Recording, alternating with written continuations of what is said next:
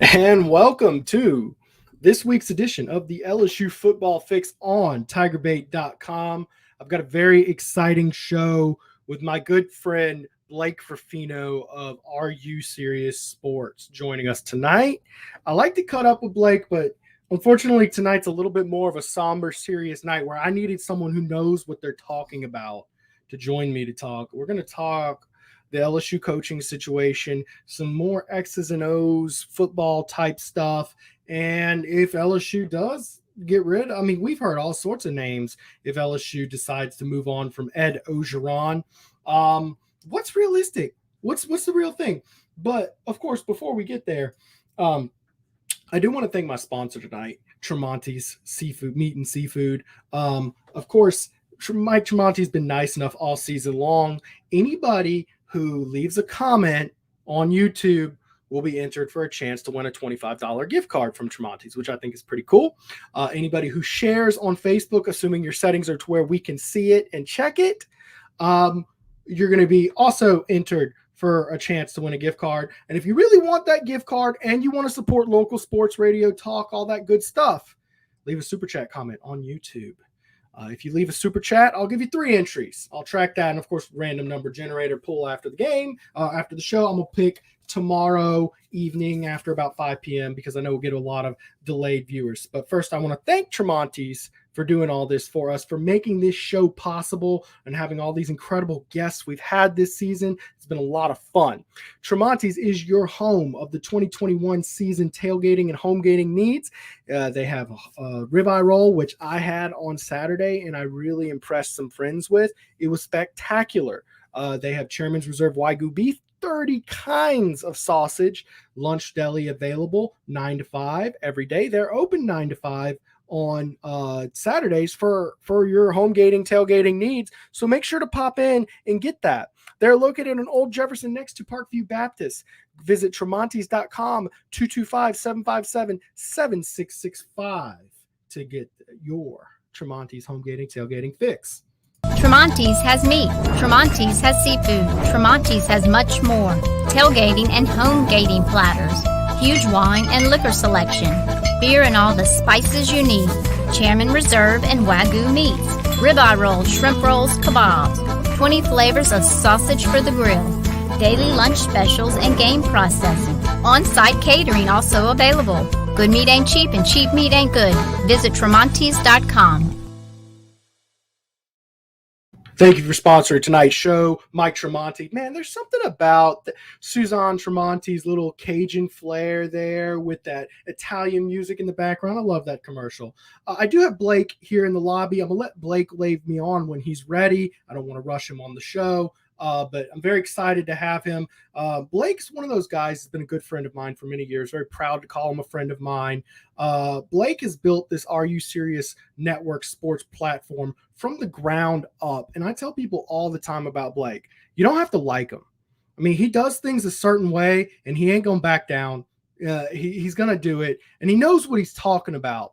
But I'll always tell anybody, you don't have to like him, but if you don't respect what he's done and what he knows, that's more of a reflection on you than anything else. I mean, really, you have to respect his body of work, what he's been able to build at Are You Serious Sports.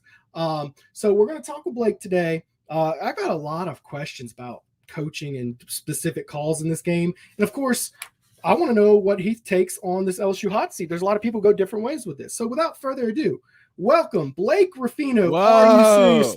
Come on, Blake. What's up, Preston? You lied to the people. What did I lie about?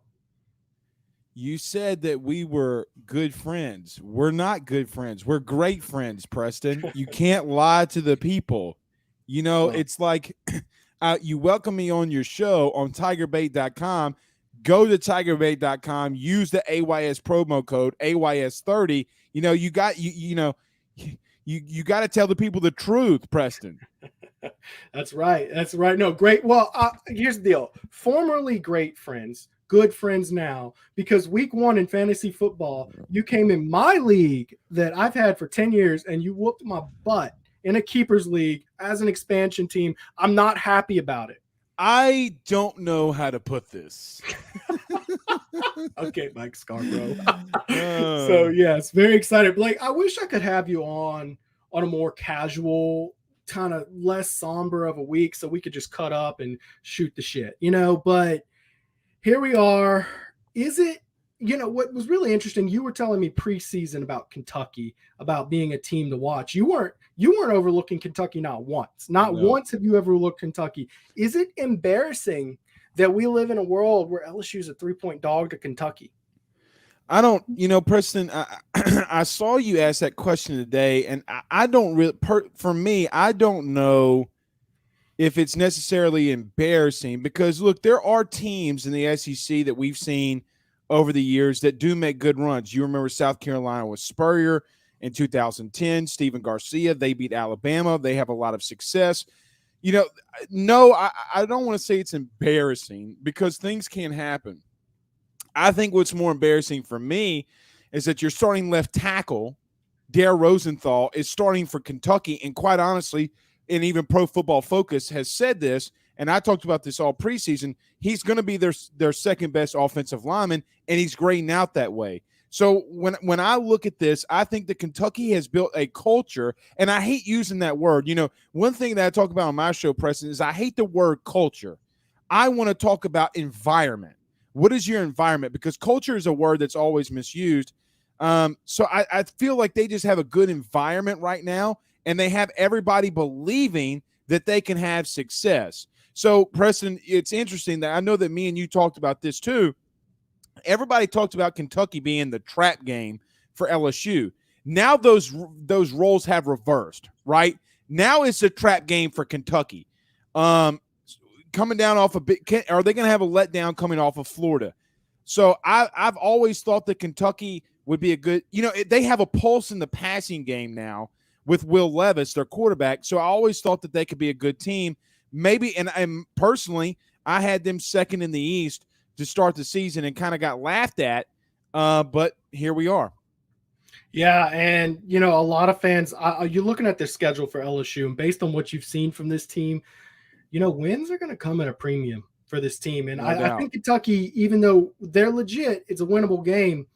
What do you see? I mean, you've got ULM, you've got Kentucky. What are some other winnable games for this LSU team? What do you realistically see that they could possibly finish out winning?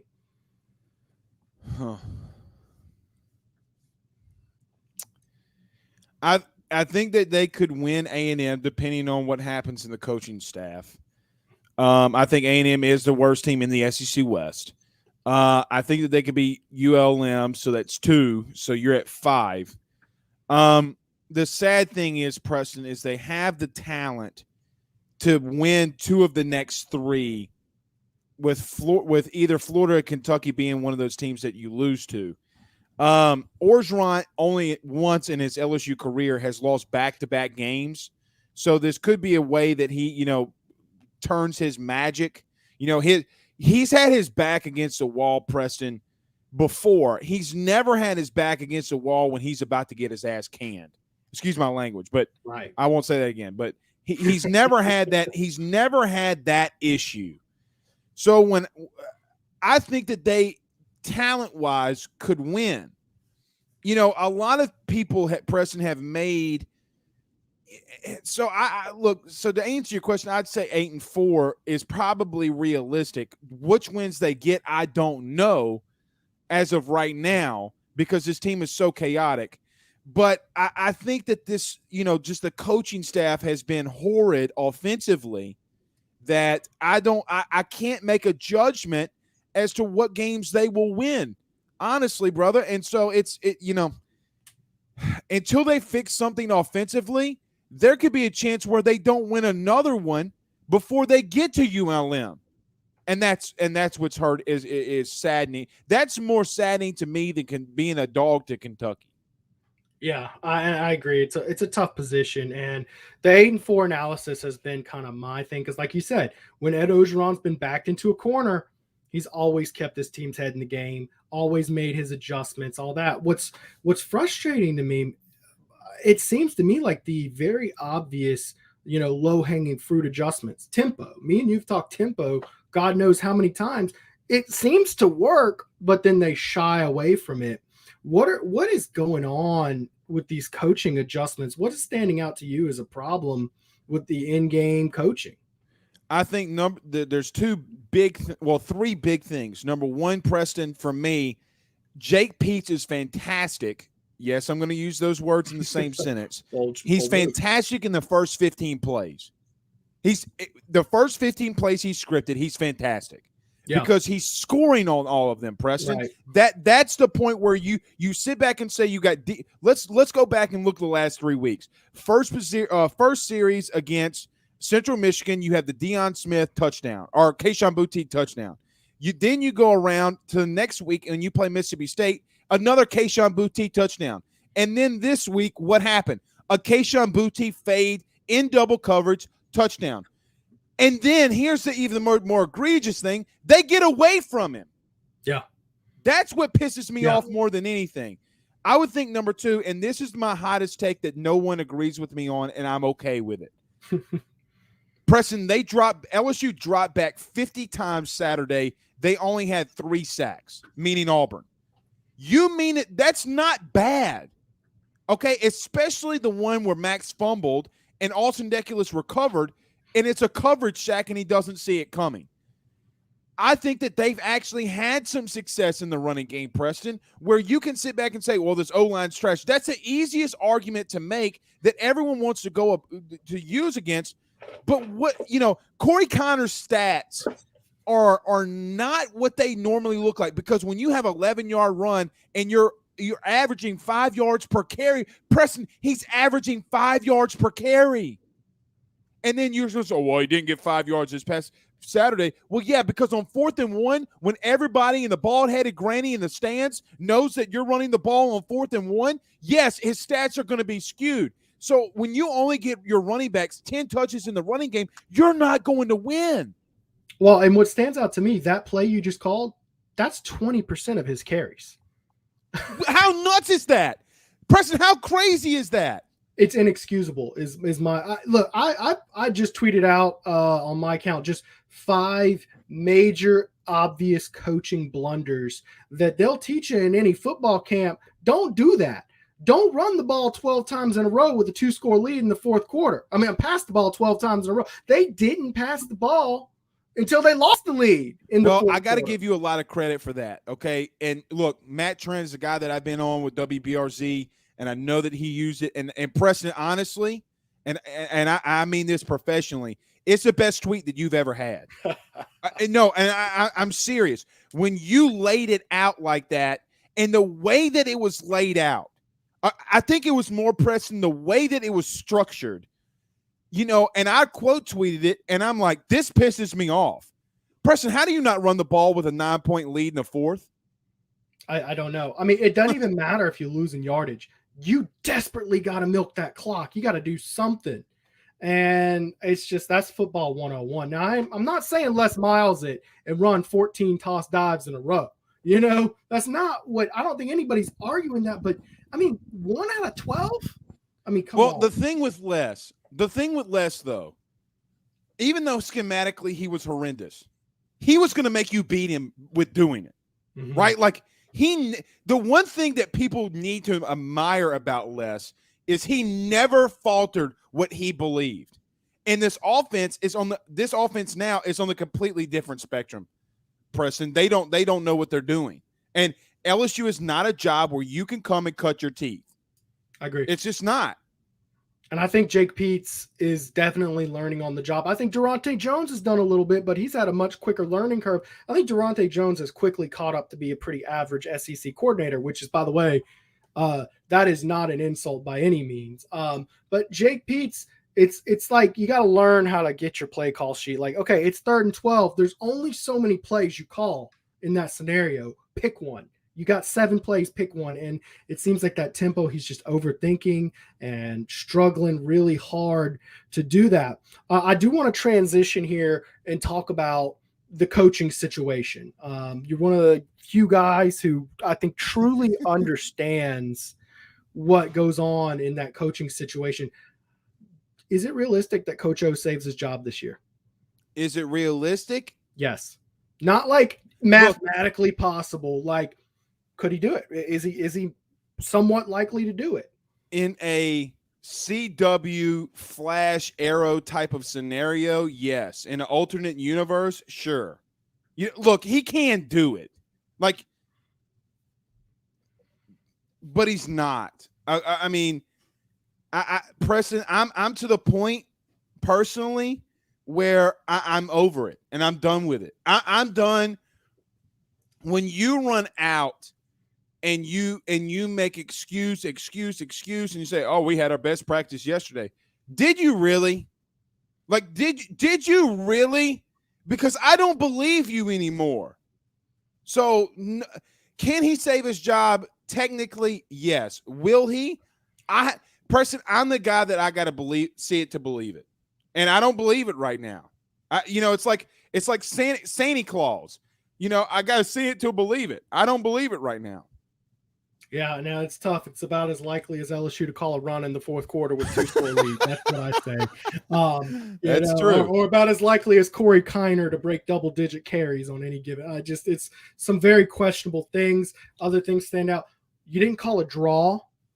Are you kidding me? You throw the ball 80% of the time and you're not calling draws? Well, and they did run it, Preston, in the fourth quarter, but with 1 minute and 45 seconds left. Oh, right. Auburn drops 9 guys. Okay, they dropped 9 guys into coverage, and they run an outside zone with the 2 outside linebackers going in the flat. Preston, they were legitimately running a 2-4, so that's what? It was a 2-4 stack, 6. right, yeah, right. So then 5. So they were running a 2-4-5, and that was their defense to stop LSU in the second half. They asked Brian Harsin what he thought about that, and he goes, look, it was something that Derek Mason came up on the sidelines. He's like, look, if they're not going to run the ball at all, we're going to make them do it. And credit to them for making adjustments. Yeah. And I've said this on my show, Preston, so I'll say it on yours. The coach that when he was hired that we all laughed at was Tramonte Jones. The truth is he's the most competent coach that you have on your staff right now. That's calling plays, and it's not close. It's just not close.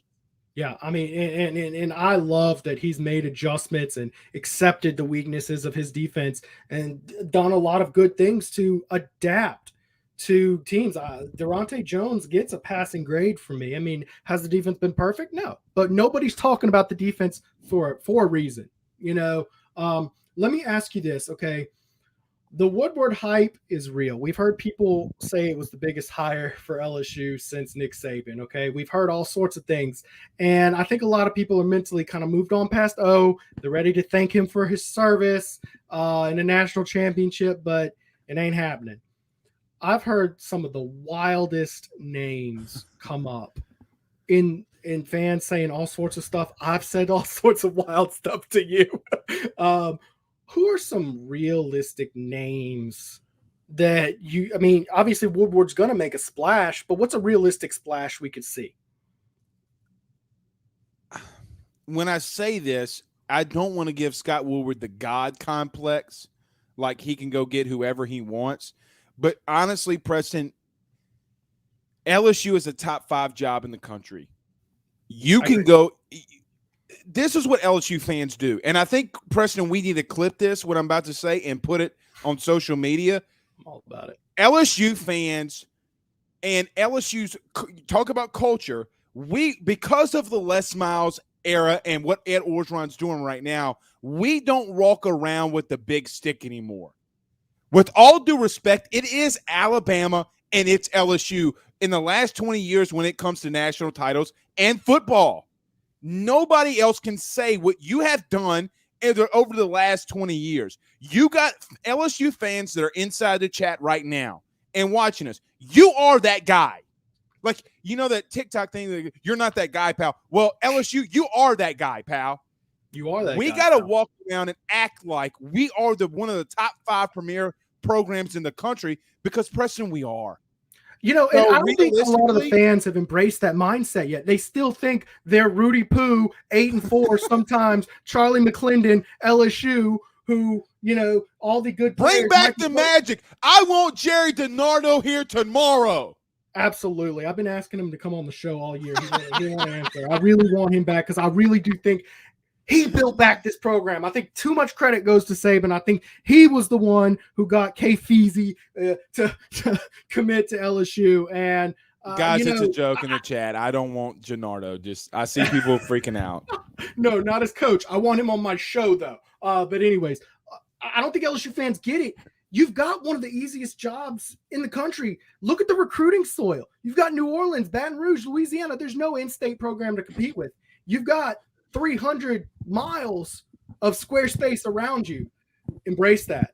Look, I don't know if Scott Woodward's doesn't have I know I don't know if he doesn't have, as Major League too. If you remember the guy, when Pedro Serrano hits the home run and he's running down, you have no marbles. I don't know if he doesn't have big enough marbles to call Saban.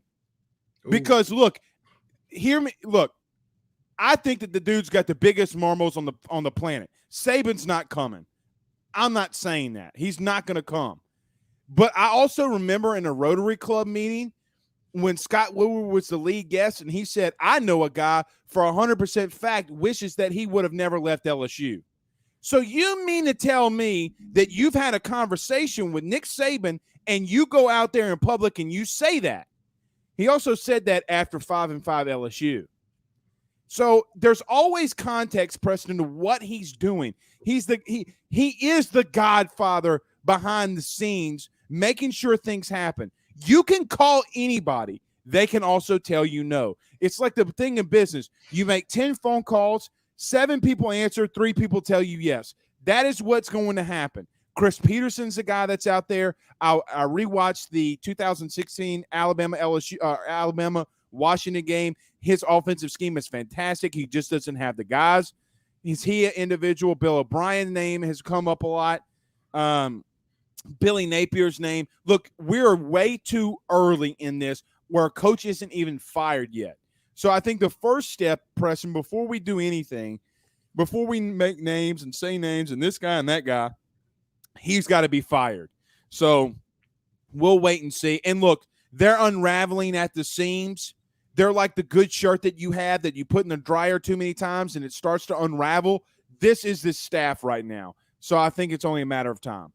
Yeah, and we might have to wait a little while. I think we talked about the coaching structure, about how there's not necessarily a built-in interim. I think a lot of people want to see like maybe an Ensminger or someone step into that. So we might have to wait a little longer than we would. Preston, I know that we've kind of had this conversation a little bit, but when you get there, it doesn't matter who the interim is. I mean, True. Look, Orgeron is an anomaly when it comes to hiring the interim. Okay? You fired a coach in Les Miles when it really wasn't a good coaching market at that time. Let's call a spade a spade.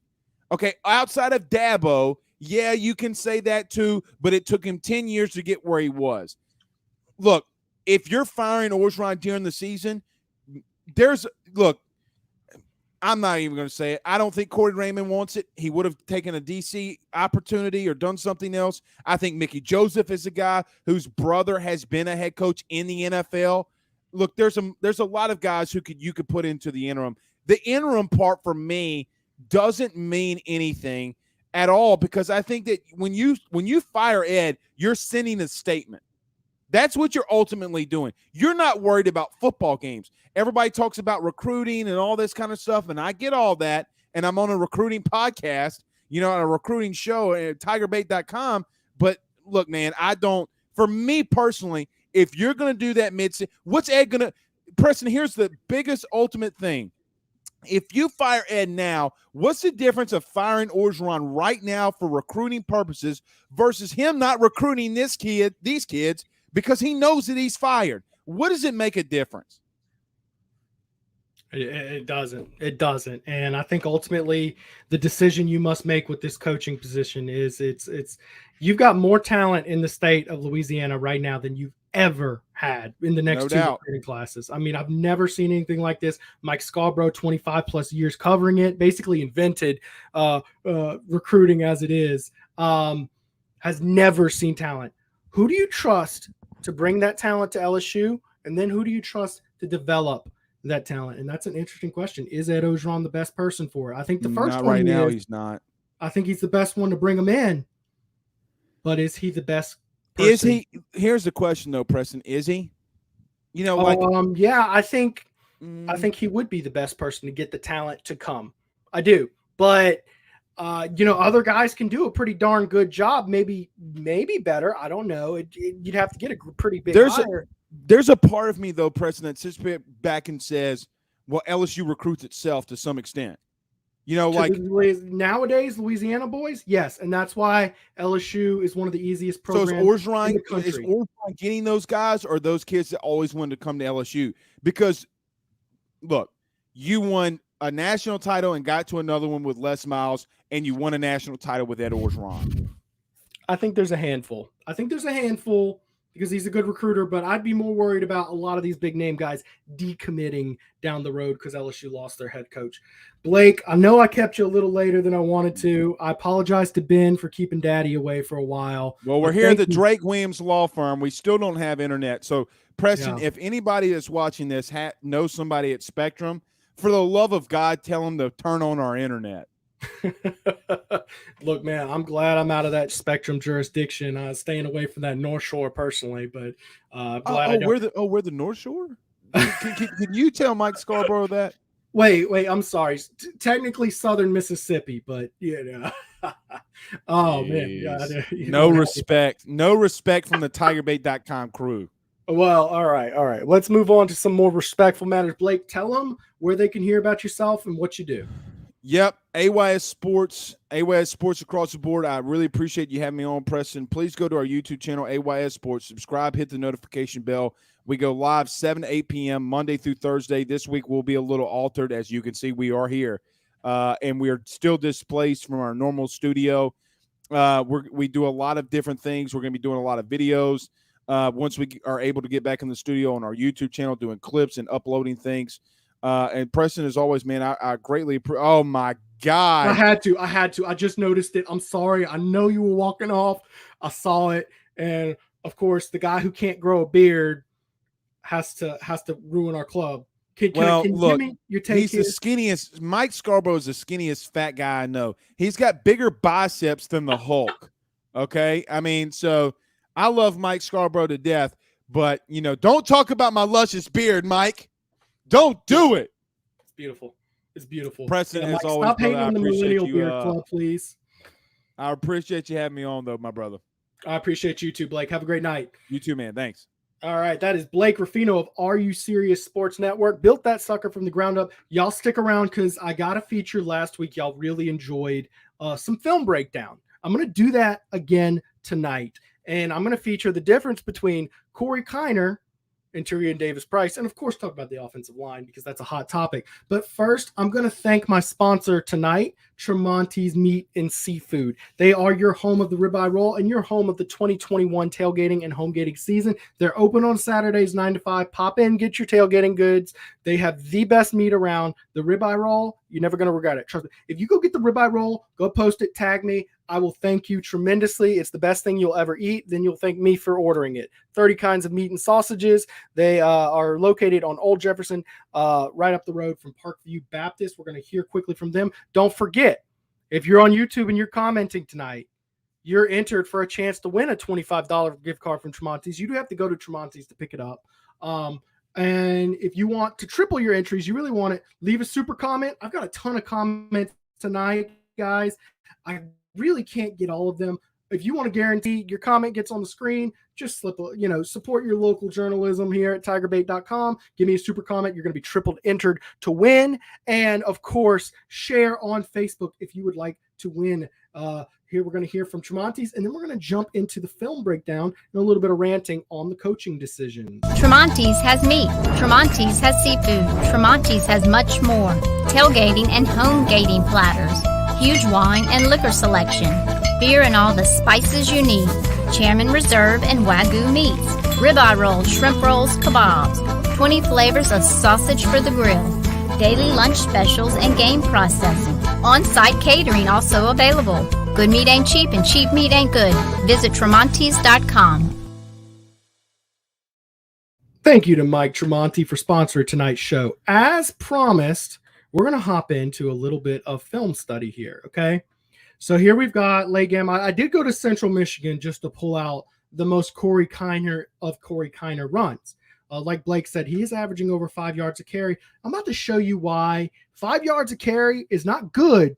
It's insane, okay? Because he's been doing this, maybe not to this extent, but it's wild, okay? So you've got 2 men up here. It might be even rude to say they're in the box. And you've got 4 down linemen. Very simple. Of course, you've got 6 on 6 to block here, okay? So it should be a very, very simple scheme. Let's see what happens here, okay? Snap the ball. Okay, boom. Okay, Chase and Hines guard. This is the only real tough block. You do have to step around. Okay, you should have Liam Shanahan and Ed Ingram double teaming your nose guard. You're running in between this gap here, okay? You're running this called the 3-hole, right? So Anthony Bradford, Cole Taylor got to seal the end. Okay, Ed Ingram, Liam Shanahan, they're your bulldozers in the middle. They got to manhandle a Central Michigan, what is that, the MAC Conference defensive lineman and create a hole right here. And, of course, you're supposed to double team. So, of course, he's going to chip off, let Cole Taylor take over after he hits the line. And Anthony Bradford should be taking and sealing this guy and Ed Ingram on other linebacker there, creating a big hole to get to the second level. So the first thing is take care of your guys. You got 2 double teams, take care of business here. Now, Chase and Hines, your backside blocking, you have a little bit tougher of a block. What happens? Oh, my God. Are you kidding me? Ed Ingram and Liam Shanahan get completely owned by this defensive tackle. He mans up and goes exactly to where the play is. And, of course, because he's wrecking havoc, Chase and Hines, of course, can't get a proper seal on his guy because Liam Shanahan's getting blown into him. He can't get leverage on the other side. So now you've got this just colossal man meat, a 3,000-pound wall of man meat right in the 3-hole where Corey Kiner is supposed to run. This is an F minus. You have a double team. You're really supposed to take care of him one-on-one, but Ed Ingram's there as support, and he's supposed to chip and get to the backer so you can get to the next level. This is your only average grade on the play is Anthony Bradford and Cole Taylor are sealing that end, but technically you'd rather Bradford be scraping up and getting the backers where Corey Kiner can make it to the next level. So what happens here, Corey Kiner? Let's see. He gets there and he sees, whoa, I can't go there. I got to find something else. I don't want to go down and just bulldoze my way in. He was going to run right into 56 and be down 2 yards. That's what Tyrion Davis-Price has been doing. He's been going to line, making a little chippy and falling forward, okay? This is what Corey Kiner does. Zoop, make a move because I'm crazy. There's another guy. All right, where's my leverage? All right, I'm going to whoop. Now you got 2-on-1. What do you do? Again, another situation where Tyrion Davis-Price, our north-south runner, goes and finds a way just to get some yardage there. Not Corey Kiner. He's a freak. Okay, he doesn't like going down. He's going to do he wants to hit the home run every time he's out there, which is risky, but when 2 interior offensive linemen are getting blown up by Central Michigan defensive tackles, you got to get crafty and do something because you're never going to do something if you're just going north-south in this offense, period. Well, of course, he gets wrapped up, throws him off. Now he's got 3 guys there, all running into each other like Beavis and Butthead. Great move on his part, physicality and moves. And then he's now at a dead stop, and he gets time to go up. And he makes a big run. And, of course, now he's gassed because he just had to throw 900 pounds in off the side. But he makes a play. Huge for this team. That is exactly what you want. I'm going to show you the Tyrion Davis-Price version of this now. Basically, the same exact thing, but what Tyrion Davis-Price handles it. And by the way, I'm not bashing Tyrion Davis-Price here. Let me make sure I've got the right video here. Okay, yeah. All right, so share. I'm sorry, guys. I am still working on this. I do have to manually hit the buttons and do this. I don't have a producer or nothing. So share. Make sure I got the right screen on. Yes, we do. All right, so this is from Saturday night against Auburn, okay? Here's Tyrion Davis-Price. Here is Max Johnson in at quarterback. You need to make something happen. Of course, I'm in the third quarter where they ran the ball because they didn't run the ball in the fourth quarter until they had a lead. I think they should be doing a lot more draw type stuff and stuff throughout the game. But here we are in beginning of third quarter. Last time they had substantial runs. Okay. So now this is that's that formation Ruffino was talking about. You've got that 2-4, that wild 2-4, which is a weird formation that teams only do because they disrespect your running game. If you have a running game that's worth a darn, your coach just says lull and runs it right down your throat here. But of course, LSU does not have a running game anybody respects. And even when they don't, they get the right call here. They still can't really take advantage of it. You're about to see why. Tyrion Davis-Price gets the ball. What happens here? Well, Liam Shanahan has to man up on the nose guard, who's about 50 pounds lighter than him. Okay. You're running right up the middle in between Ed Ingram and Liam Shanahan. Okay. So Liam Shanahan has to get that nose guard. Ed Ingram has to get that guy. And ideally, you get out there and get to the next line, and we'll see what happens. Well, of course, Liam Shanahan completely whiffs on his man there. And there he is. Now, Ed Ingram's trying to go to the next level, get that backer. If he makes that, assuming this block was made, he could then go to the next level and try to make something happen. Of course, 0 for 2. You didn't get either of these blocks. The C grade would be passing the defensive tackle and then letting Tyrion Davis-Price go one-on-one with the backer and drag him, make a move, do something. The F grade is missing both of them. So now you got two guys, in the middle of the run on a middle run play. That's the thing about this. It's in the middle is where most of your problems have gone. And almost any play I'm watching, Anthony Bradford and Austin Deculus are actually okay. So here we go in the middle. Now, remember when Corey Kiner was in that situation and he decided, I'm going to turn into a little greased pig and you're never going to touch me? Tyrion Davis-Price is just a north-south runner. There's nothing wrong with this. He's not a terrible player by any stretch, guys. I think he can still play in the NFL. However, if you get Zach Menberger and put him in a Georgia Tech triple option offense, yeah, he's a good quarterback, but he's going to look terrible because that's not a good fit. With this offensive line, what Tyrion Davis-Price does is not a good fit. So here we go. What happens? Well, he kind of does a little oomph, not really anything crazy, not juking, not throwing. As they say in the football industry, 3 yards and a cloud of dust. He just went straight forward and fell to the ground. And that is why LSU is 3-2. Right there. Defense playing all right. Offense throwing the ball good. Max Johnson, terrific numbers, on pace to be LSU's second best statistic quarterback of the season. In school history. That is why. You know what else is why? You had a 2-score lead in the fourth quarter and you passed the ball 12 straight times. You didn't run the ball. Until you lost the lead, which is just so asinine. I understand wanting to not be too conservative, not throw the game away. But you know what? Every coach since the beginning of time knows to milk the clock, you run the damn ball. That's what you do. I'm a little fired up about these things because these coaching things, I'm not a football coach. I played football. I know football. These things are very easy to call out. Where's the draw play? When they're running a disrespectful 2-4 formation on you, run a draw. Throw them, make them rush up field like an idiot going for that sack.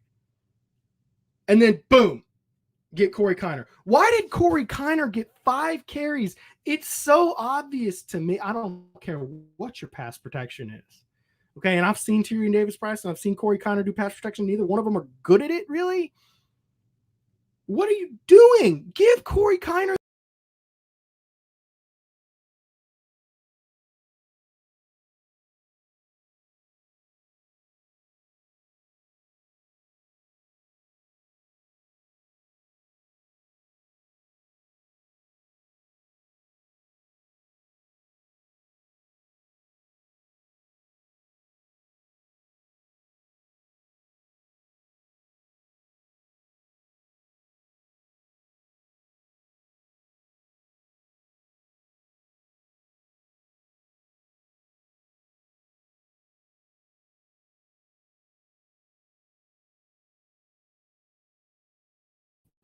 Did you miss me?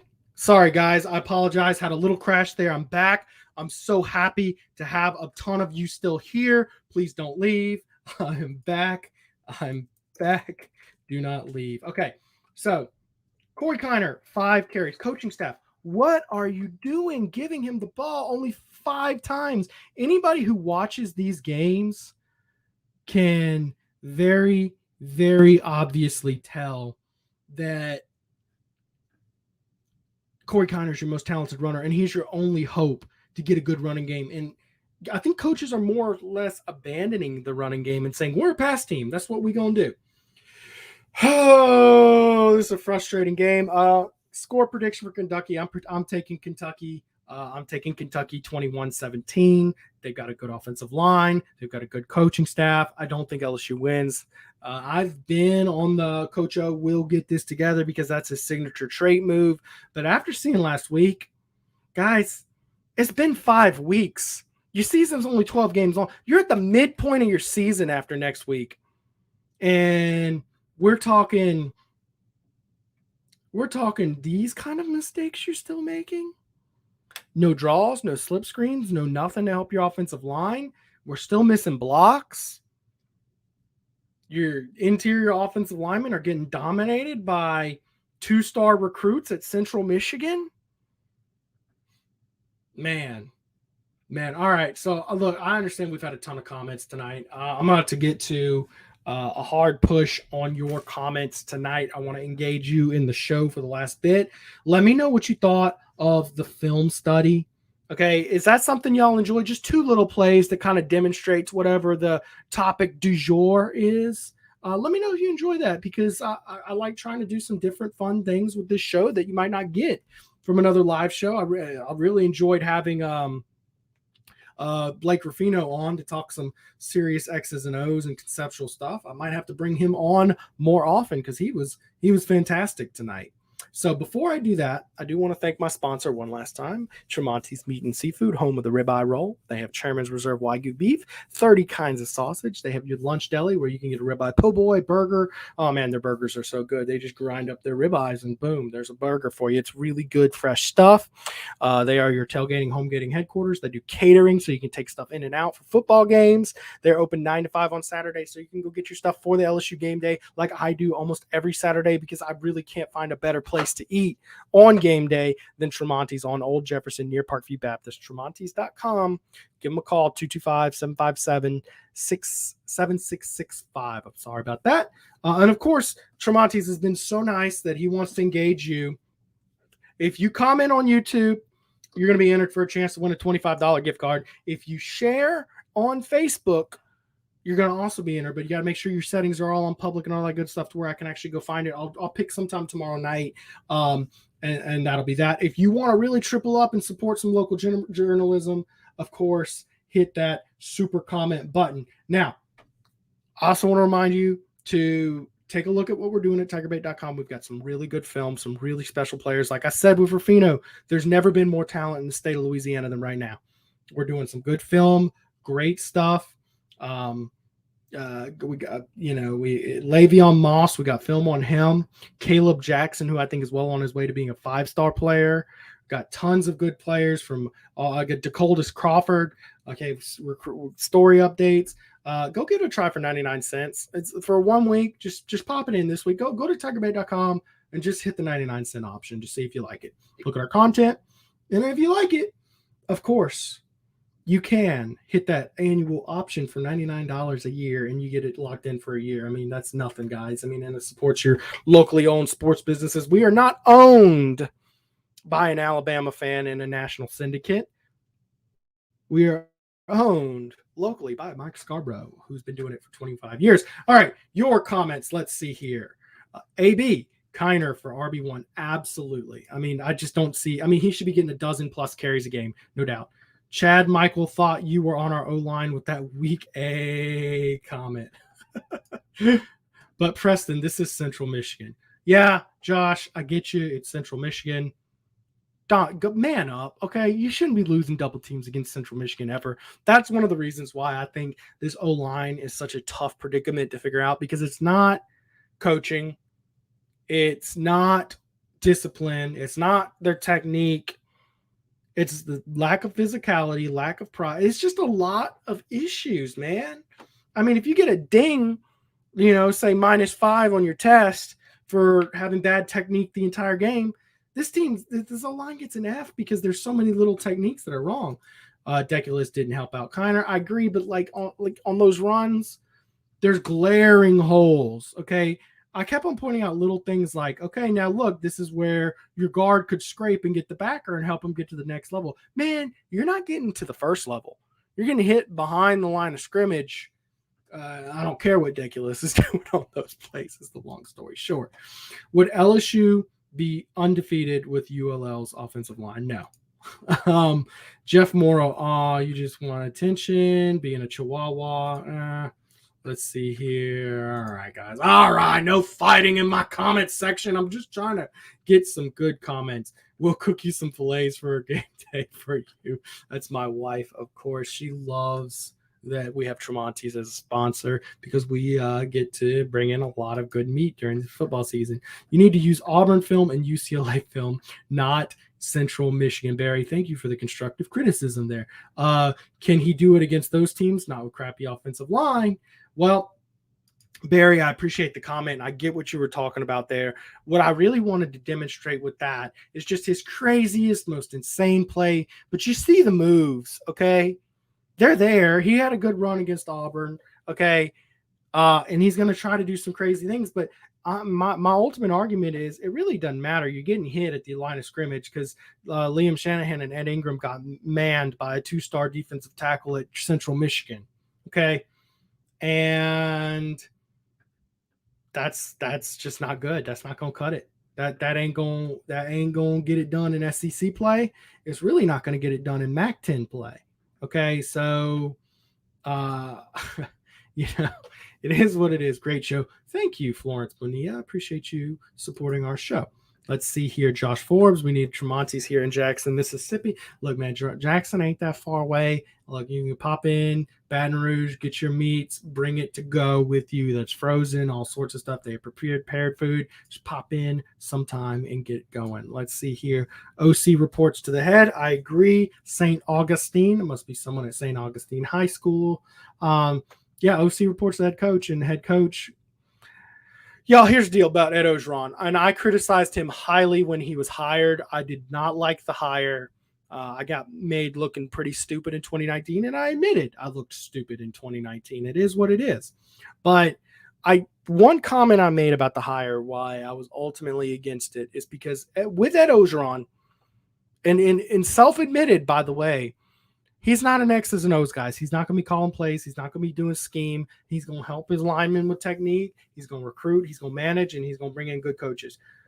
I said, you are always, always, always one bad coordinator hire away from 7-5 with Ed Orgeron as your head coach because he can't step in there and be an average coordinator like a Saban could. I think Saban could step in and coach offense or defense and be an average coordinator. Mark Stoops. It's not just Saban. Like a Mark Stoops could. Lincoln Riley could be a very good one. Dan Mullen could. I mean, all these guys. Dabo Sweeney, even though he has no coordinator experience, I believe that he knows X's and O's well enough to where he could step in and be a coordinator. Okay. I mean, almost all these coaches you see, Mike Leach, of course, basically is the offensive coordinator. I really can't think of a coordinator who couldn't step up and call plays as do X's and O's other than Ed Orgeron. And that's why I kind of didn't like that, because you are really, truly married to your coordinators. And if you want to build a perennial championship contender year in and year out, okay, I'm not talking Bama level, okay? Like I said, stop trying to be Alabama, y'all, okay? There's only been one sports franchise in the history of American sports to do it like Alabama, and that's Alabama right now. They didn't even do it under Bear Bryant. So stop trying to do that, okay? But beat Georgia first. Get to Georgia's level of consistency. Clemson, okay? Now, LSU's peaks, 3 championships under 3 coaches in 20 years, the only school to do it since the BCS era. That's undeniable.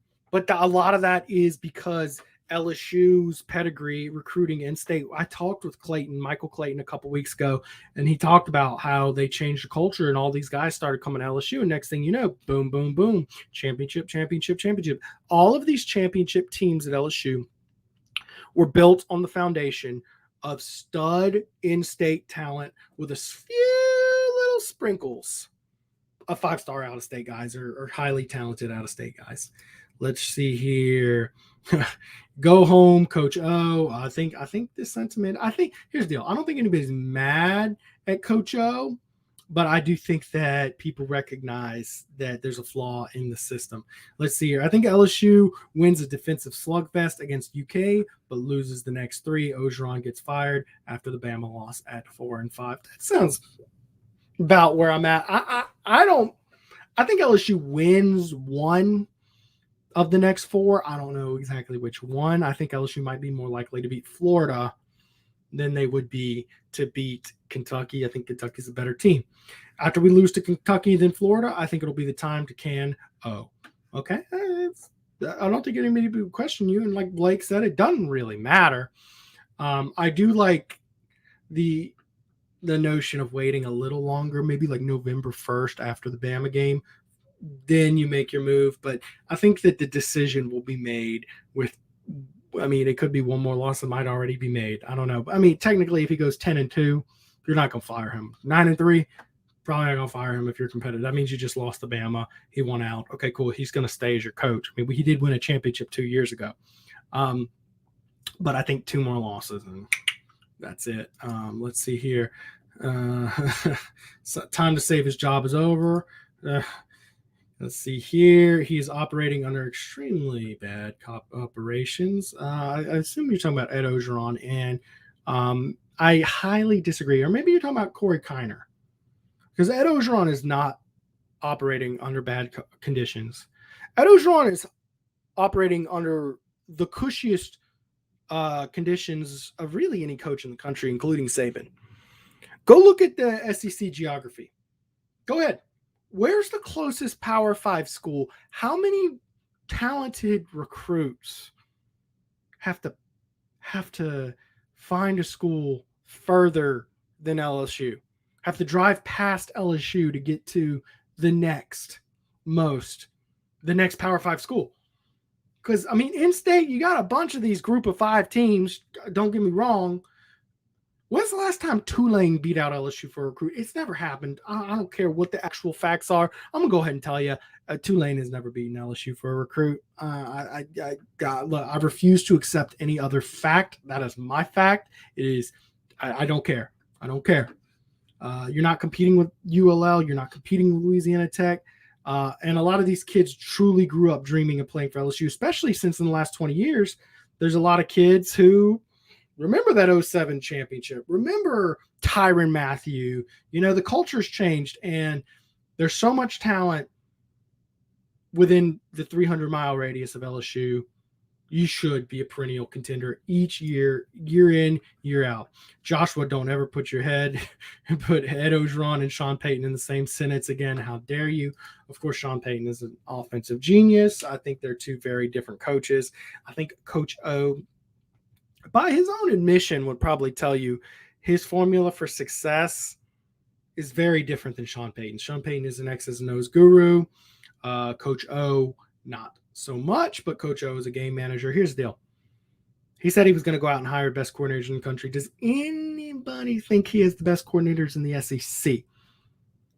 Does anybody think either one of them is the best coordinator at their position in the SEC? Not in the nation, SEC. He also said, he'd be affordable and give LSU the money to hire big-time coordinators. Now, he did say he'd recruit at a high level, which is mostly true. But like we said on our post-game show, don't look at the big shiny objects. Ooh, LSU finishes 4th in the country recruiting this year. It's true. A lot of talent. Where are your 5 stars? Where are your big 4 stars? Are they receivers, corners, safeties, running back? Because you always get those. They grow on trees in Louisiana. I'm beginning to get to the point, I don't even care if LSU signs a 5-star receiver, a 5-star corner. Whoop-de-doo. We got 20 more. Really, it's for a lot of teams, that 1 5-star corner is a huge deal. LSU in those skill positions, in those athlete positions, is basically Alabama. That's the God honest truth. LSU at corner. Go look at the NFL guys. LSU is Alabama at cornerback. Go look at the safeties. LSU is Alabama at safety. Receivers. LSU is Alabama at receiver. Where's your offensive lineman? I talked to Marcus Randall. LSU, Louisiana's got some problems developing offensive linemen. The coaching, we said, isn't really great. A lot of the culture is in Louisiana. If you can't run, if you're a chubby kid who can't really play, go play offensive line. There is no, oh, wow, that kid's 6'7". They play tight end and they try to make them, or basketball. That's another thing. A lot of the big offensive linemen are basketball players who aren't going anywhere with their career because we don't have a culture of getting those boys. You need, okay, if you're 6'7" and you play center for your high school team right now, stop it. Quit basketball. Go play football right now. Because I see them all the time where, yeah, that's a pretty good center for that, that team there. They're a pretty good team. Are you going to the league at 6'7"? No. Are you playing D1 ball at 6'7" as a center? No. Unless you are like a shooting guard. No. Just go play football. Give it a try. You got a big wide frame. You're playing center at 6'7", playing basketball. Go play football. LSU will recruit you, I promise you. Now, 2022 is the exception. LSU's got a really good recruiting class. Go get them, boys. Preston, what happens if they go 1-5? The head football coach will be fired. Josh, great question. No, Preston, Max Johnson is operating under bad conditions. Thank you for clarifying that. Yeah, Max Johnson is operating under bad conditions. And I haven't talked about Max Johnson on this show because, quite frankly, he's been good. Great? No. Good. Good enough to win a championship? Almost. Probably, almost, yeah. He is your offense. Offense runs through, behind, and around Max Johnson. And he's in bad circumstances. Offensive line pass blocking has been better than the run blocking. I don't think it could get any worse than that run blocking I just showed you, but it's been better. There are no good teams this year except Bama and Georgia. And Jim Milano, great comment. Jim's been part of the show every single week. Jim, thank you for joining in. I appreciate you, and I appreciate you with some good comments that gives me something good to talk about. College football is more wide open this year than I've seen it in 10 years. Really, y'all. I mean, Clemson sucks. Ohio State ain't so great. Who's your team behind Bama and Georgia? I mean, really. And not to mention, if LSU just goes 10-2, okay, or even 11-1, say they just take care of business because I mean, there's really no truly good team on LSU's schedule outside of Bama. Just get your butt kicked by Bama, be an okay team. You might sneak into the playoff with Bama beating Georgia SEC championship. You never know. I mean, it could be a great season. And even Bama's shown kinks in the armor. I think Georgia's been the most impressive team this season. I mean, they've played some good teams. They've beaten them. I don't think that offense is a juggernaut like you'd like, but we'll see. Luke Fickell should be the next coach if he's interested. And Wayne Clark, let me tell you, there's a law. There's a law. Okay. If you are the head coach of Cincinnati and LSU asks you to be their head coach, the law is you are LSU's head coach now. That's the law. I don't make the law. It's physics. I don't know what to tell you. Physics. If LSU really wants Cincinnati's coach and no one else does, you are now LSU's head football coach. So Luke Fickell is a guy, and I've been trying to get my list of guys. I don't want to come on here with a full list of coaches and just break down the ins and outs, positives. Oh, Chris Peterson would bring this to the table versus that. It's too soon. Coach O hadn't even lost his job yet. It just seems like an inevitability at this point. Luke Fickell is on my list of prime candidates for Joe Oliva to hire. If Joe Oliva is your athletic director, these are your guys he thinks are grand slams. And Luke Fickell's a good coach. He is an Ohio guy. And I think that Ohio State position is pretty much on lockdown with Ryan Day, although, maybe he goes to the NFL, maybe Luke Fickell's holding out. I know Luke Fickell will pick Ohio State over LSU, but I don't think it's by means a bad hire at all. But that's an A+ hire for Joe Oliva. Another guy, Dave Aranda. Joe Oliva's here. You might as well just go ahead and put Dave Aranda as your head football coach right now. Make the call because he ain't going for anybody else. 4-1 at Baylor. Come on over. You know, the Scott Woodward difference. A lot of people have said that's the biggest hire this school has made since Nick Saban. Is it true? Prove it. Prove it. Go find your guy. Go make your big splash. He hired Chris Peterson in Washington. He hired Jimbo Fisher at Texas A&M. Those were big-time hires at the time, and both had pretty good success. Hired Kim Mulkey.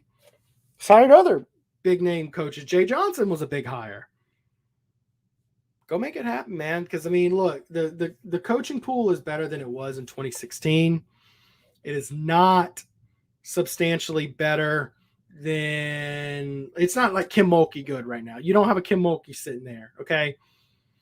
There's other guys like Joe Brady who I'd be very interested to see, but I think there's some obvious like, okay, this ain't a prove-it-to-me job. We got Jake Peets learning on the job, and this is a pressure cooker, baby. You got 3 championships in the last few years. You got 102,000 people. You got 102,000 butts to fill. You got a $28 million locker room facility with aerated lockers and freaking iPad mounts in the locker, bruh. Virtual reality football simulation junk. I don't even understand that, man. You know, you got one of the best athletic training programs in the country. Yo, with that comes expectations. That's why Ed Orgeron's going to sit here and say, it's my fault, I'm accountable. Because he has higher expectations on himself than what we're seeing here. Let's see here. A few more comments. If Ed goes 8-4, I think 8-4 is the minimum he does to save his job, albeit has to be a good-looking 8-4. Like, the team has to start looking a lot better than they are, and it's just not cutting it. Let's see here. Clemson, yes, 2 losses now, not ranked. Yeah, it should be ranked. They shouldn't be ranked. This is not a good team this year. Only thing they save is a winning record that includes a Bama victory. Ooh, LSU man 38. Interesting.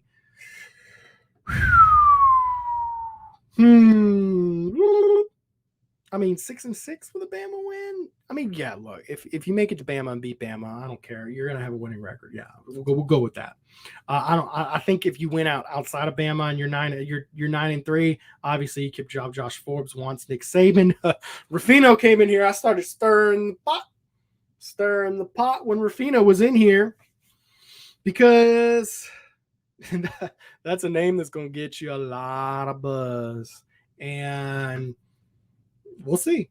We'll see about that. I think there's less than 1% chance that he's your head coach. I will say this.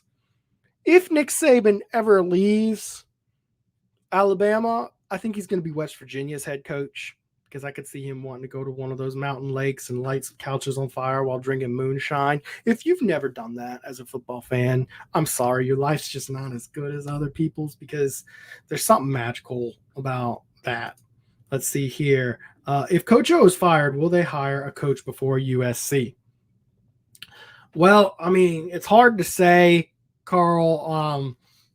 I can tell you this. If USC and LSU are looking at the same man at the same time, I don't see USC winning that bullfight. I think LSU wins that one. I do think USC will go for Urban Meyer as hard as they can. And, of course, he's not in great standing with the owner of the team anymore after last week. They are 0-4, and Urban Meyer doesn't like pressure. So maybe Urban Meyer takes that USC job. We'll have to see. We'll have to see. It'll be interesting to see that. I think after last week with the video that leaked of Urban Meyer, I do think the odds of Urban Meyer ever coming to LSU are now over, mixed with the Title IX stuff and lawsuits and all that stuff. LSU needs a class act coach to come in here. And I think Urban Meyer, the other stuff that's been in his past, would be swept under the rug historically in the past. However, I do think now, I think Urban Meyer, it's just too recent, too soon. It's too visual. There's a freaking video that's gone viral. Barstool Sports is all over it. They'll be making jokes and memes and gifs out of it for the next, 150 years. Can you imagine the joke when more Title IX stuff comes out and people start tweeting God knows what with gifs of Urban Meyer and that young lady at the bar? No, it's just not going to work, guys. I'm sorry. So that's how I expect. But I'm gonna tell you this: anybody else, USC comes to a bidding war with LSU. I think Scott Woodward is going to get his guy. Scott Woodward ain't afraid to throw out a 10-year monstrous contract. He's actually a note of Nayla, sniff at the job at least. Let's see, who is that he's talking about? I don't know who he's talking about there. I'm sorry. Preston, I did read a Yahoo post saying what I said about Coach O going to USC or Miami if we fire him. National news. That would be interesting. I mean, he would certainly be welcome there as an assistant coach. I don't know. Does Miami look? I could see why a program would look at Coach O and say, "Man, LSU is just dumb for firing him." I think LSU fans and everybody internally is like they're over it. But I could see why someone on the outside looking in could say, dude, you didn't give him 2 seasons. He just built the greatest team in school history. Hell yeah, I'll take him as my coach. Hell yeah, they'll say. So we'll see. Hey, guys, I do want to remind you, we're going to wrap up here in the next, I don't know, whatever. I'm having a good time with this one tonight, so we'll wrap up soon. But I do want to remind you, every YouTube comment entered for a chance to win a $25 gift card from Tramonte's Meat and Seafood. I'll be picking tomorrow sometime. So if you're on YouTube, check. I'll be responding to your comment if selected. Facebook, if you share, I will you'll be entered for a chance to win as well. Also, if you really want to, which I don't think I've seen any super comments yet, but if you want to do a super comment, I'll give you 3 entries for that, greatly increasing your odds of winning. And of course, you'll be supporting local journalism. Speaking of supporting local journalism, y'all give a try. Go check out tigerbait.com. Got plenty of great premium content and free content. Good mixture. Okay, give the subscription a try for 99 cents. Okay.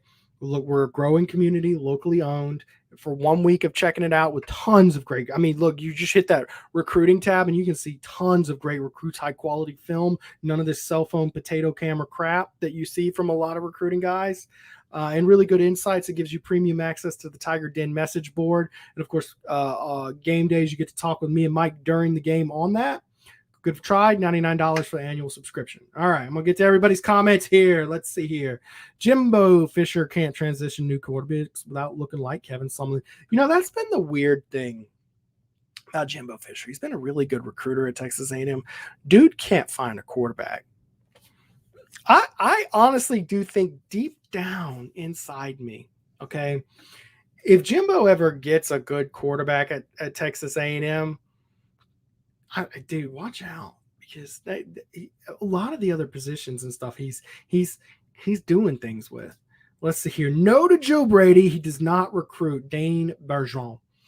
Well, maybe so. We don't know. The reports are he doesn't like to recruit, but if you're being offered that LSU head coaching job, you're accepting that you're going to recruit. We'll see. I think LSU is a school that now recruits itself, Dane. I appreciate the comment. I think that recruiting at LSU comes down to about 2 or 3 LSU guys that are on the fence. The Sage Ryans, okay, even though he should have been an obvious one, of course, late. He was wanting to go to Bama, but then LSU bulldogged his way and got back in and threw him. The Landon Collins of the world, the Cam Robinsons, you got to beat out Alabama. Of course, that's only a handful of guys, but those handful make a huge difference. They do. Let's see here. Hi, boys. What's up, man? Did Joe Brady and Aranda sabotage the program by recommendation of 2 hires? Carl the Cat, man. Carl Cat brings the heat every single week. I'm challenging anybody to bring more heat than Carl Dunn in these comments. No.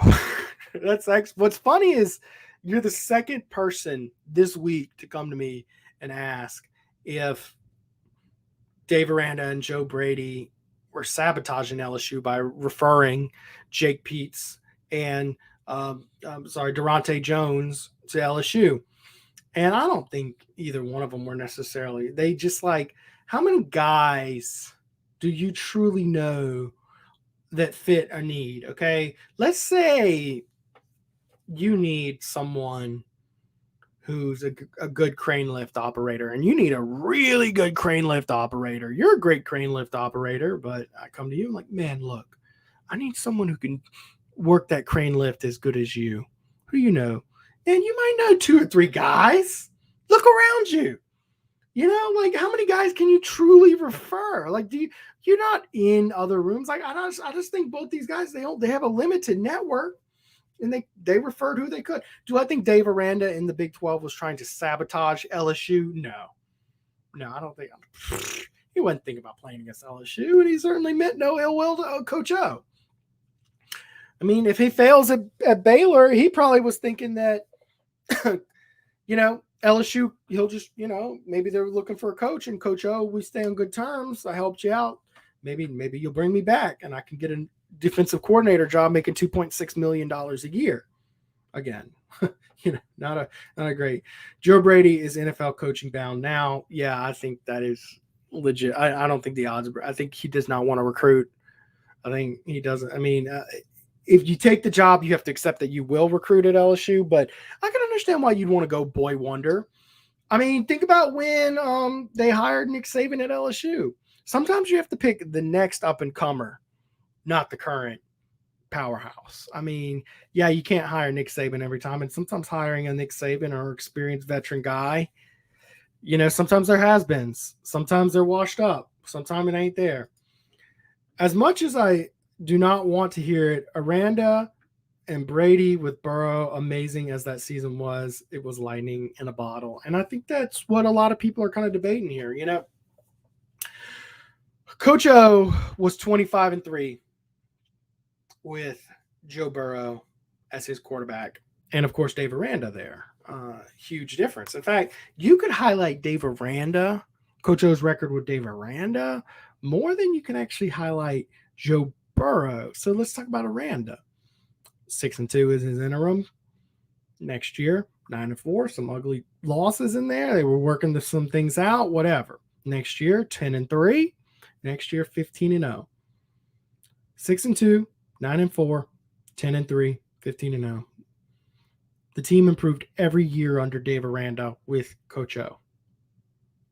Okay, in fact, I mean, Dave Aranda was only there 4 games before that. He was only 2-2. So technically, you could say LSU was improving every single year with Dave Aranda there. Since then, 5-5, 3-2.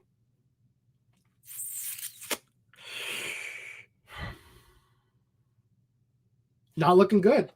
Now, I mean, you get a tighter sample size.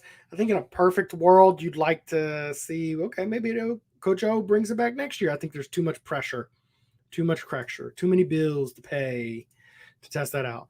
Preston, weird scenario here. Mike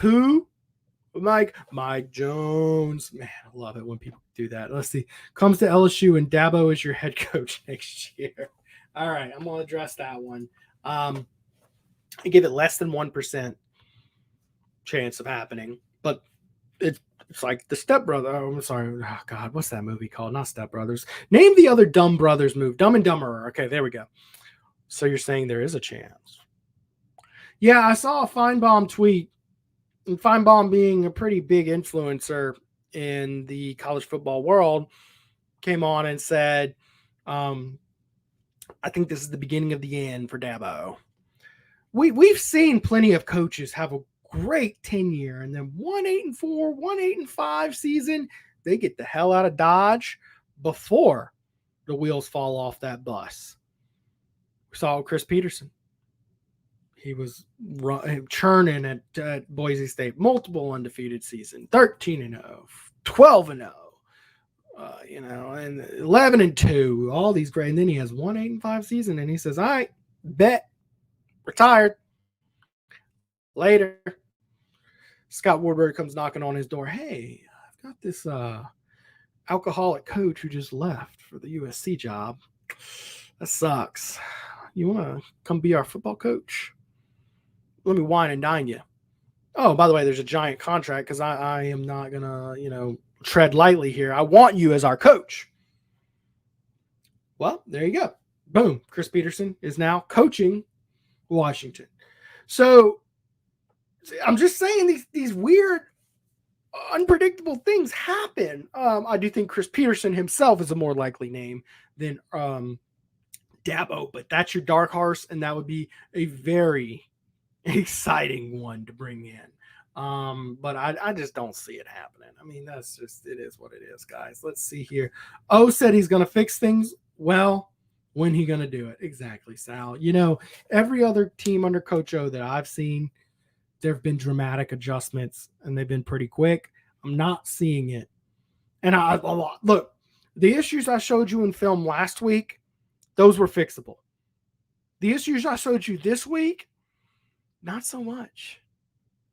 There's only so much you can coach a guy before you say, man, I look, these guys can't beat a double team on a 2-star defensive tackle at Central Michigan. They just don't have it under the britches to make big time blocks. That's it. I mean, there's only so much. I mean, you can tell them to try chop block, go for the legs, chop them down, but then your running back really can't run there, and sometimes those are unreliable, and you can't do them all game. But that's a Jimmy's and Joe's, not an X's and O's. Let's see here. The defense got statistically worse each year with Aranda there. Stop it, Chad. No, I get what you're saying, Chad, and I think most people are of that mindset about. I think Aranda's underappreciated. I think he's a championship coordinator and a brilliant coach, personally. Okay, Chad. I think during Aranda's tenure, the offenses he was playing started getting more and more and more lethal. You start seeing guys like John Rice Plumlee who can just go and, I don't know, boom, 90 yards, 80 yards. I think there were a few little attrition personnel issues, but the success on the field, the W's and L's were still there. And criticize 2019's defense all you want. They got the job done, and down the stretch, they gave up 10 points to Georgia. They gave up 25 points to Trevor Lawrence and Clemson. That was cooking. That was a very good football team they played. What did Oklahoma's offense do on that defense? Yeah, they scored some points.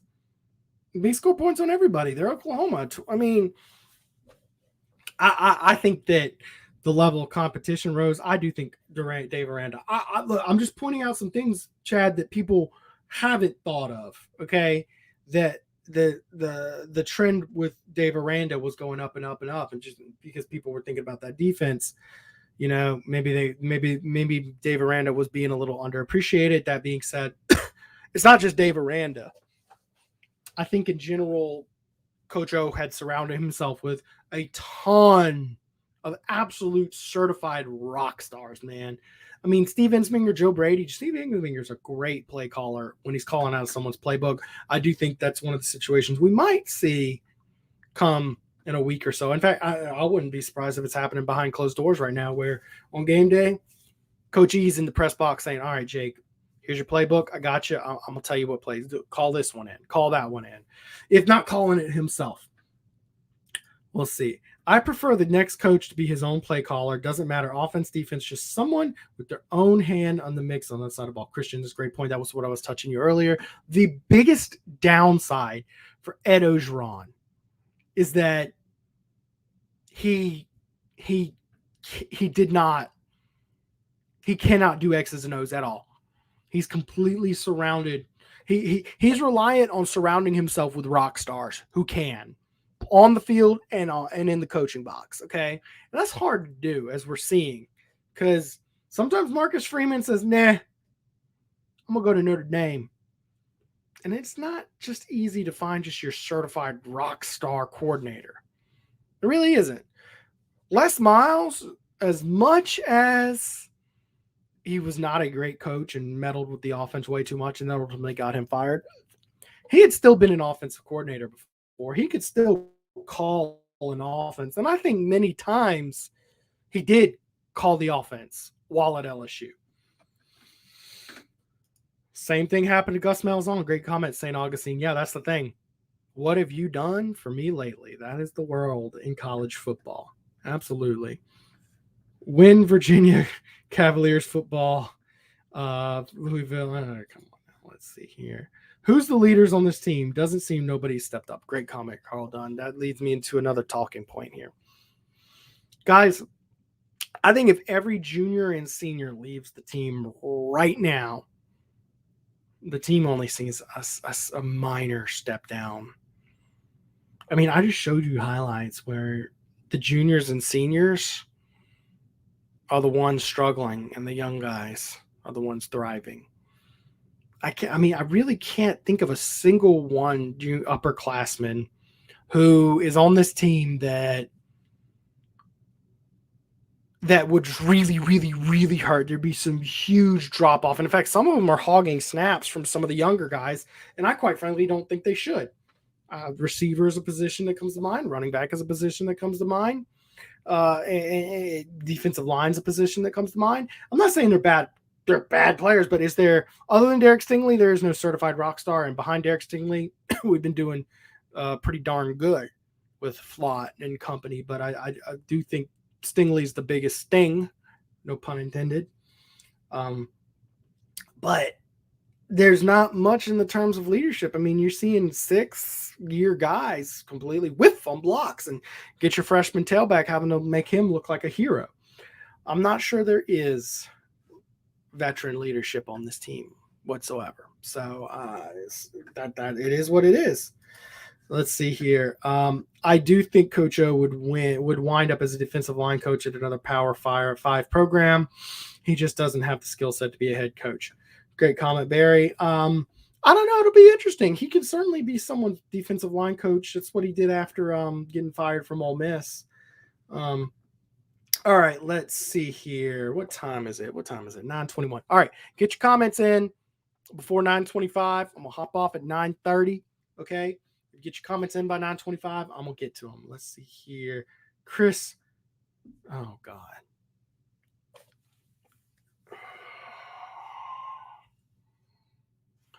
Never comment that ever again. Anybody ever again. All right, thank you here. What do you think of James Franklin? I don't hate James Franklin as a hire.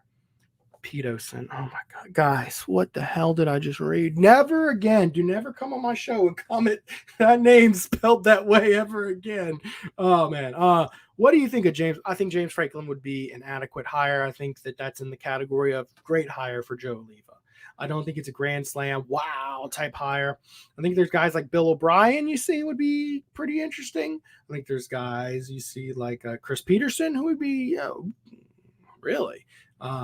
Urban Meyer's in that category, Dabo Sweeney. James Franklin is not. I think there's a tier echelon of guys who you really don't have business hiring usually any program really because they're just kind of off. And then there's like the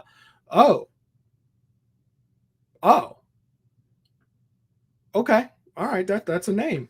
We'll see. I think most people are expecting that category of from Woodward, but then there's the okay, all right, Dave Aranda, okay, Joe Brady, all right, James Franklin, sure, those could be good guys. It's much better than the pool was in 2016.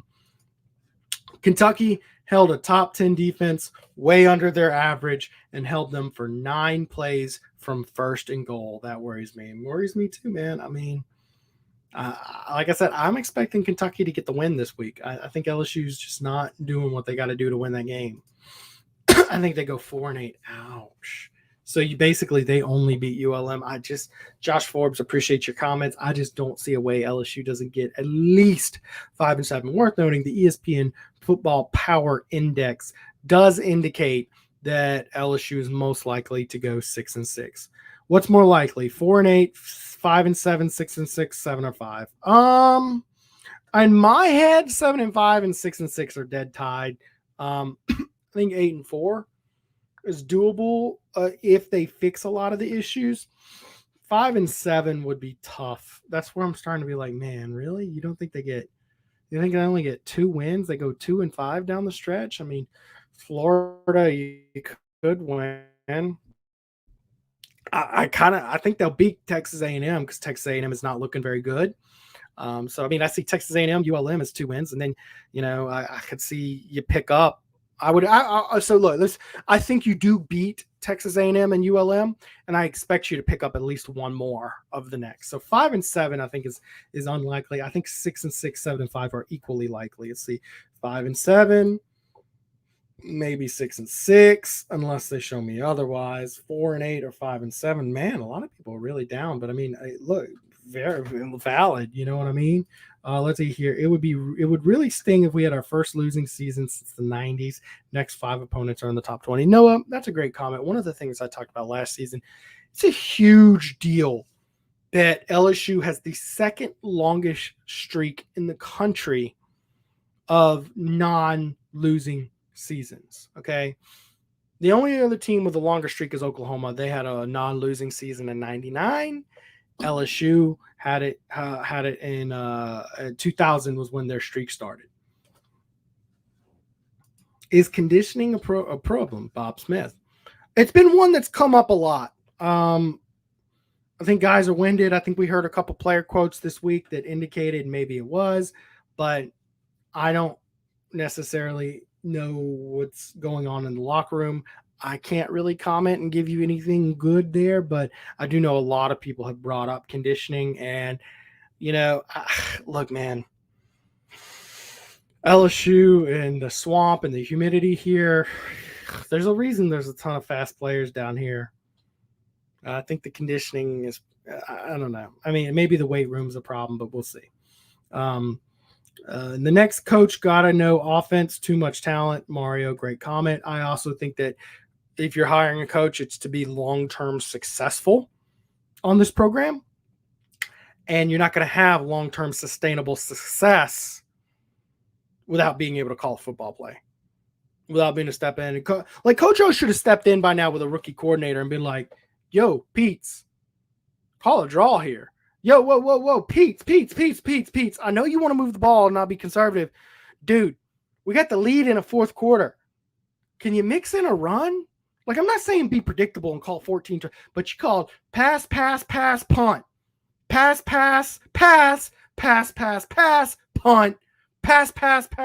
Punt. Jesus God almighty, what were you doing in the fourth quarter? I'm still fired up about that because that's such bad coaching. But yeah, that's where a coach with offensive experience steps in and overrides and says, look, Pete, love you, but no, we gotta mix in our run here. Oh, and by the way, give the ball to frickin' Corey Kiner. Franklin, good coach. USC top 5 list. Yep, for sure. And that's I'd say probably likely. Now, if Woodward wants Franklin, that's his guy. I do think Woodward beats him out for a bidding war. Joe Brady, 7 million reasons why. It's a good comment. I don't despise the Joe Brady hire personally. I think if you hire Joe Brady, you believe he's boy wonder and he's going to be magic and he's the next big thing and he can overcome the not want to recruit. He also has to want it. Like, there's the thing. If you call Joe Brady and he's like, I might be interested. I mean, maybe. No, he's like, yeah, let's ride. Let's do this thing. We coming, baby. Then yeah, sure. If that exciting. Chris Peterson. Gerard, thank you for redeeming yourself. Okay. Thank you. I can now re-allow you back into the stream because you've spelled the name right. Never spell it Peterson again. And here's his apology for those who are concerned. Stingley is out. He is healing up for the combine. We'll see. I don't know if he's out all year. Is his lower leg injury? Oh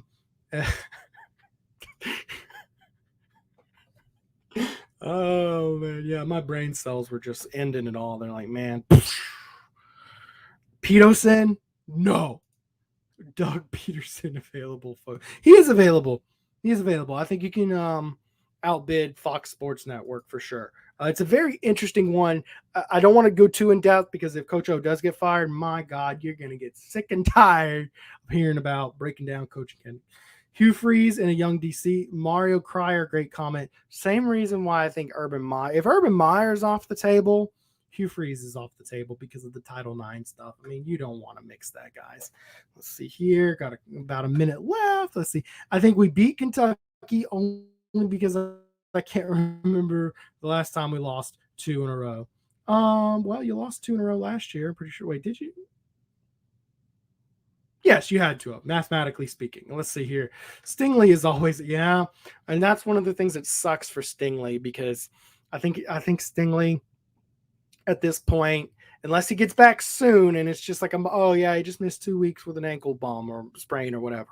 I think it sucks. I think Stingley is going to find his way toward the bottom of the first round, despite being a top 5 talent.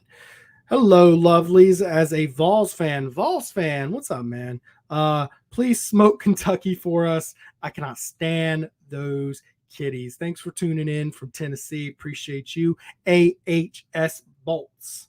Let's see here. O-line is the problem. Injuries, new O-line coach in June, no running game, and not enough time for Max.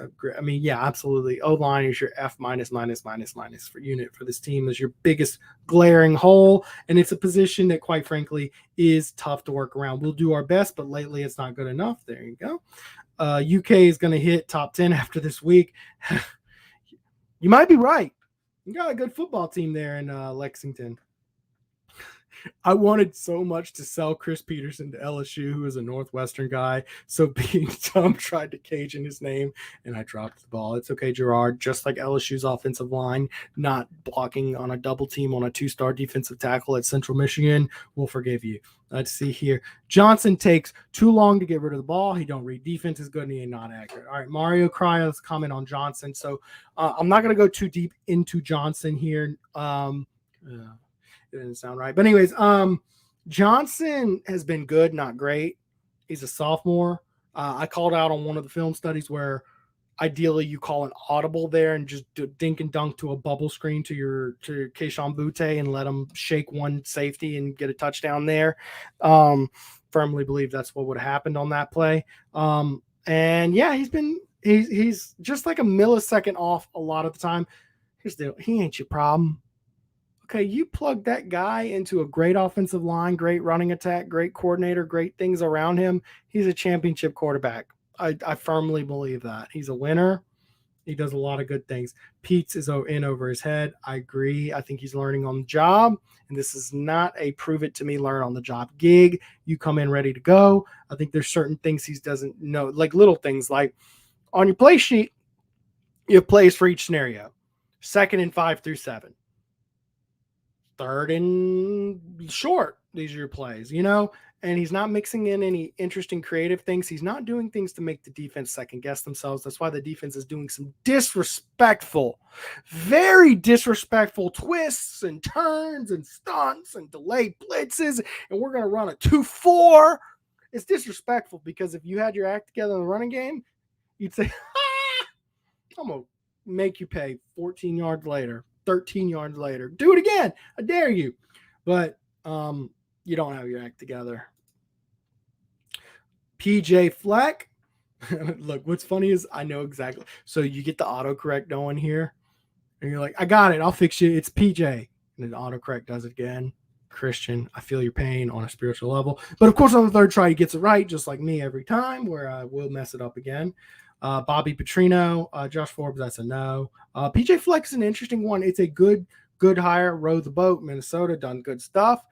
I could see PJ Fleck was a guy who came up in 2016 as that 3rd tier. Of course, we never made it because it was Jimbo. No. Tom Herman. No. Okay. Oh, yes. All right. Let's see here. I heard he is out for the year, Stingley. We'll see. I can't confirm nor deny at this point, guys. I'm sorry. Do you guys want Coach O to get fired or what? At AHS Bolts, that's our Tennessee fan. Appreciate you for popping in. Someone respond in the comments. I'm going to wrap up the show here. Someone responded. Y'all let them know. Do you want Coach O fired or not? I think the overwhelming majority do. Let's see here. Why not play a few of these O linemen that were highly rated that aren't playing? Ronald McGee, most of them are. Problem is, there isn't actually that many highly touted offensive linemen. The offensive line recruiting has been kind of meh. In fact, we have a breakdown on TigerBait.com of the last 5 years, and it's substantial. It's like middle of the pack SEC. There's no guys on there that are like, wow. And a lot of the wow guys came in, played good, and they're gone, and they're in the NFL. Sorry, I've discussed Butte Palmer mispractice today or just media session. I can neither confirm nor deny that right now. Let's see here. Was planning on one of the people like Mike was talking about not needing He's talking about our post-game show. Look, I don't call guys out by name, but that being said, I think the young talent is what I want to see in almost every position. Hello to you. Love the show. Thank you, Mr. Owen. Appreciate it. Go Tigers, beat Kentucky's ass. All right, let's see here. Dink and dunk, then bomb them. Yeah, I mean, that's what they've been trying to do, but I think you need to do some more things to be more honest. LSU is a great team. I've heard a lot about LSU fans who want to get rid of Coach O. I'm going to be honest, that's crazy. Man, an amazing coach. LSU needs a few new offensive coordinator, UK fan. Clutch LD, thank you for joining the show. I love getting other teams fans in this podcast here and some other perspectives. I've been trying to line up a national guy to talk to on this show. Had a big one lined up today, and it couldn't quite work, this traveling schedule. So I'd like to get a guy in national who's got some more national perspective.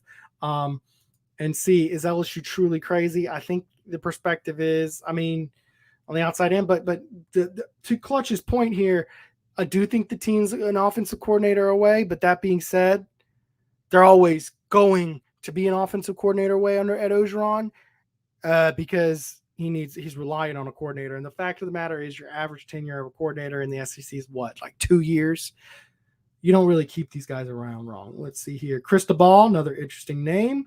Johnson doesn't look right at all. With that being said, Butte lined up on the right side the entire second half. Look, you got to get the ball to Butte. That's like 20th on my list. Let's see here. LSU needs to run more, quit focusing on passing. That QB is not Joe Burrow. Coordinator is not using those amazing running backs. Yeah, Clutch, look, I went through, look, if you're watching and enjoying the show, just wait till we finish here in a couple minutes. Go rewatch the stream. And I broke down 5, just like, what the hell? Or go follow my Twitter at pguy_77.